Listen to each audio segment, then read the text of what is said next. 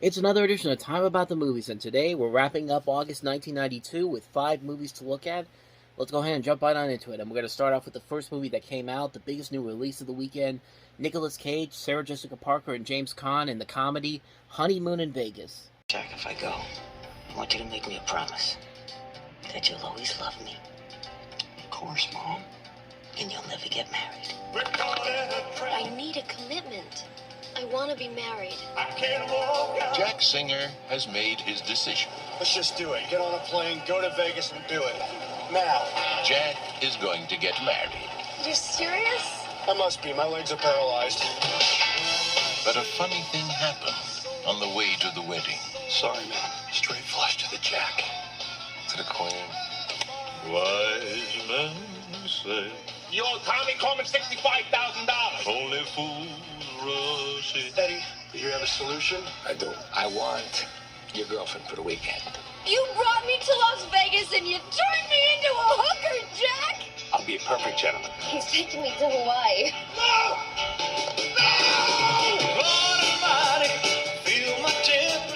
So, Corman's address is near Kapa-a-a. Is it Kapa-a-a or Kapa-a-a-a? If you want to leave, believe me, I understand. Is it A-A-A or A-A? It's just a little overwhelming, to be pursued like this. What about near where Don Ho or Jack Lord lives? That must be a pretty good neighborhood. Why, the women, when they come here, oh, they get crazy. They like freaky all night long. No one ever was as crazy about you as I am. Well, that's just so wonderful to hear. Let's just fly to Vegas, get married, and go on with our lives. Just get me anywhere where I can get a connecting flight to Las Vegas.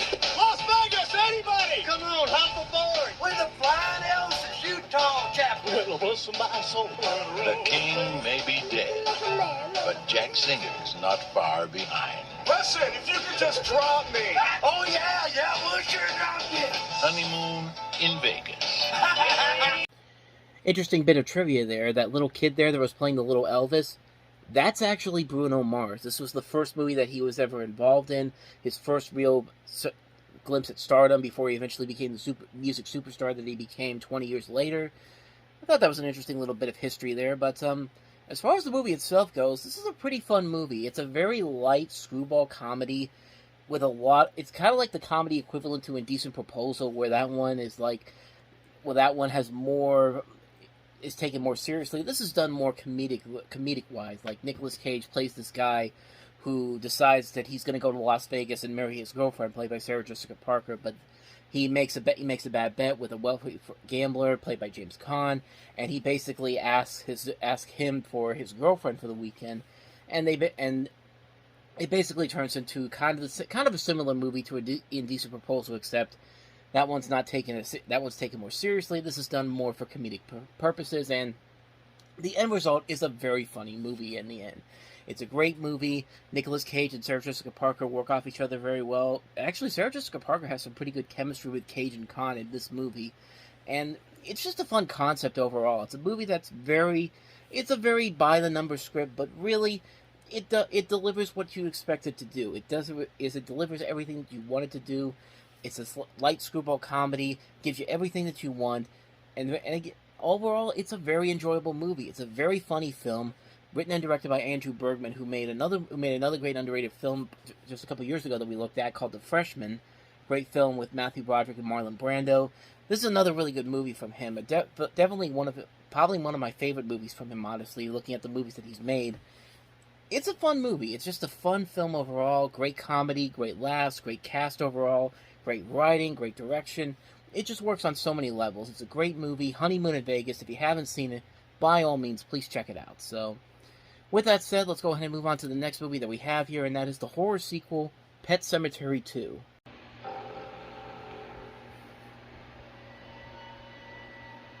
Hey, what are you doing? Getting things ready for Mom. Mom's dead, Jack. She doesn't have to be. Something strange. I didn't think much about it until I saw him drag the body out of the coffin. Something ancient. Bury your own. Something evil. Was it your idea of a joke to send me blood from a dead animal? This dog is alive. Not this dog. Something terrifying is happening in Ludlow, Maine. Again. Pick up your family and get the hell out of that town.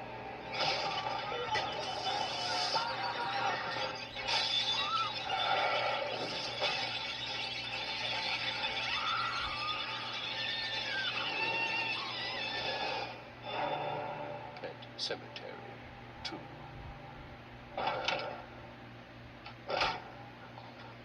Jeff, honey. Father and I need to talk. Some stories just won't stay dead. Yeah, this story probably should have stayed dead. I mean, if Stephen King wants his name completely removed from the project, then... Actually, you know what? Compared to what Stephen King actually puts his name on, that's probably not a good sign for this movie. But yeah, this movie definitely is a major step down from the first movie. In fact, Paramount was actually not sure if they actually wanted to move on with the sequel, but they only did it if they could get the original director back. They actually had another story altogether where Ellie Creed, the young kid from the first movie, became the central character of the movie, as she was the only survivor from the first movie. However, Paramount didn't feel like they could make the film's lead with a teenage girl, which... That's just a stupid argument altogether. In fact, Paramount, 3 years after this movie came out, would have a big hit with Clueless, and guess who was the lead in there? A teenage girl. So, completely takes away the logic on that one. So, they rewrote the story with a new character, and new characters. They put in a male protagonist. They actually cast Edward Furlong shortly after Terminator 2 came out, and the end result is this movie, which is largely panned by most people. It's definitely a major step down from the previous movie. You can definitely hear that they actually took sounds from other Stephen King movies, because you hear a little bit of screaming there, and if you listen to the end of the Tales from the Dark Side of the movie trailer, it's pretty much the same scream here. So they're just rehashing everything and hoping that it's going to turn out well, and it didn't turn out well. This movie was largely panned, completely forgotten almost immediately. But overall, the one positive that everybody took from this movie was that Clancy Brown was really good. I mean, it's Clancy Brown playing kind of an antagonist role here. I mean, that's perfect casting for him. I mean, he usually never goes wrong in that role. So, I could see why people latched onto that as the most positive thing they could take from this movie. But the rest of the movie itself, though, doesn't really make a ton of sense on so many levels. They got a really good cast here too. You got Edward Furlong, Clancy Brown, Anthony Edwards playing a doctor a couple years before he became a much more famous doctor on ER. Jared Rustin from Big and Honey, I Shrunk the Kids. Ooh, excuse me. But, yeah, this is one where I feel like they went for the bigger stars than actually making a story that could follow up from the original film. And it doesn't really work on any level, shape, or form. There's nothing really there that makes it stand out more than the first movie does. The first movie can be really silly, but the terrifying factor was there. There ain't nothing terrifying about this movie. In fact, a lot of the elements in this movie make no sense whatsoever, and it's just not a very good movie. It's a movie that really is a major step down from the previous film, and it just didn't work on any level, shape, or form. So, quickly went away, and you can see why. Pet Semetary 2, not anywhere near as good as the original. So, let's go ahead and move on to the next movie that we have here, and that is kind of another high-profile film that didn't do so well. David Lynch's feature film follow-up to Twin Peaks Fire Walk with Me.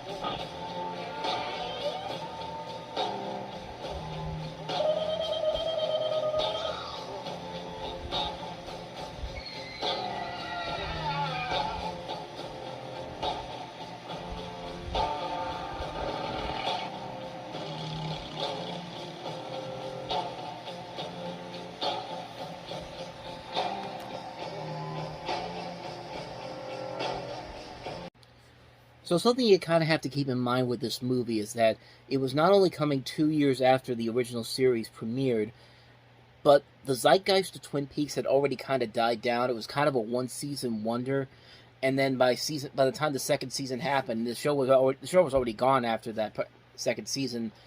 Most likely because it had a lot of trouble living up to the hype of the first season, and it also didn't help that ABC put it on Saturday nights, dumped it on Saturday night, and it completely lost the buzz in the ratings. So making this movie to be kind of the prequel to the events of the series, where we actually get to see the last couple of days of Laura Palmer, played by Cheryl Lee, before she ends up getting killed, it's kind of a tough thing to do. It's a movie that tries way too hard to try to put the pieces together from the start of the series.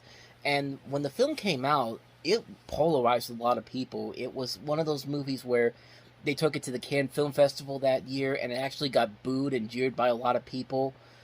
And the film was not a big hit at the box office. It kind of crashed and burned, and it wasn't that big of a success, and it kind of hurt David Lynch's name for a little bit there. Because, I mean, at that point, David Lynch was one of the big names at the start of the decade. But then after that movie came out, he really kind of went away for a long time, and then came back later on in the year with the decade with Lost Highway and The Straight Story at the end of the decade.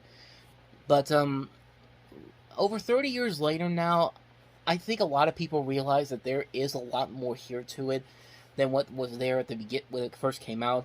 It's one of those movies that does age well with time, especially now when you have the revival series that came shortly after in 2017. That kind of is probably the best thing to come out of Twin Peaks, honestly. That last season that Showtime did. And as far as this movie goes, I finally saw it later on down the road, and I kind of realized that, yeah, there was a reason to make this movie. It is a very interesting film.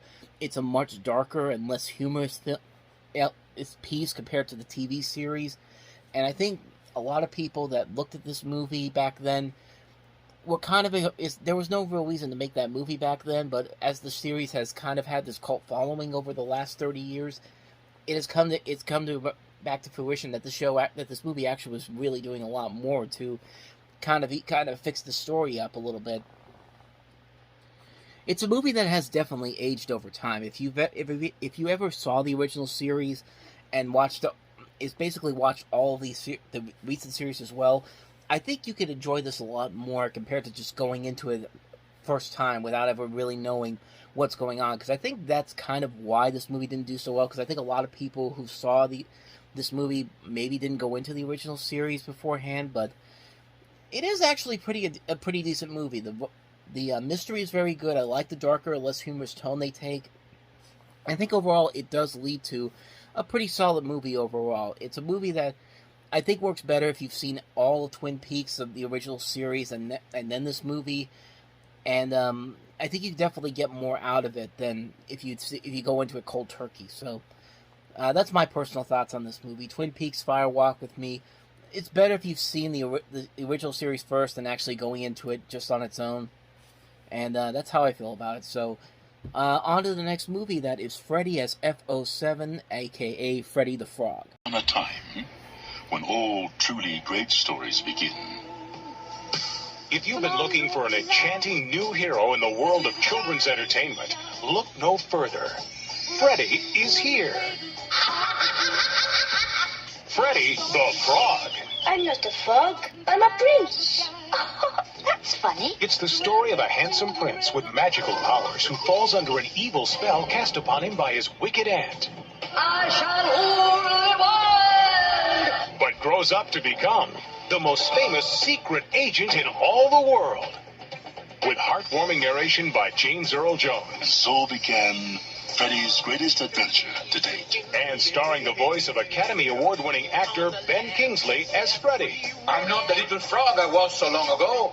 Join Freddie. Good choice. Deffers. Oh, Freddie. Give me frogs any day. Scotty. What are we doing here? Nessie. Charmed, I'm sure. And their loyal friends as they band together to keep the world safe from Messina, El Supremo, and the forces of evil. MCA Universal Home Video presents a story that will delight children of all ages. Freddie used his magical powers to travel around the world, fighting evil near and far.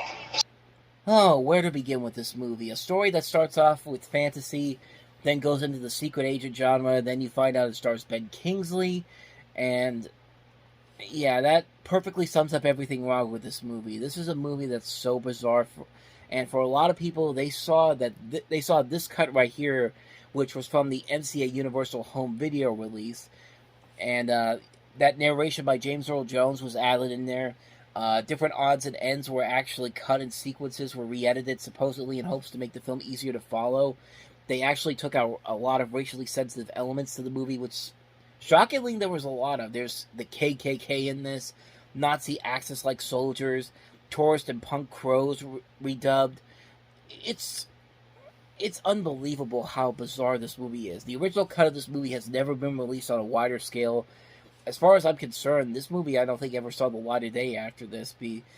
But a lot of us knew this because of the MCA Universal cut. And either way, they probably got a subpar or lackluster movie in the process, because this is definitely a mess of a movie. This movie is so all over the place. The animation is all over the place. Half of the time it looks amazing, but then other times it looks like really bad direct-to-video garbage. Plus, you're wasting a good cast here. Ben Kingsley as Freddie the Frog. I mean, that should be enough right there to tell you how they messed this up. You also have Jenny Gutter from American Werewolf in London, Brian Blessed, John Sessions, Nigel Hawthorne, Jonathan Pryce. The story is all over the place, starting off as a fantasy adventure, then going into a spy movie. Like, they had two different scripts for this, for two different animated movies, and just cut it in half to plaster it into one movie. And they actually planned on making a sequel to this, which I don't know how they were going to, because nobody was asking for this movie to begin with.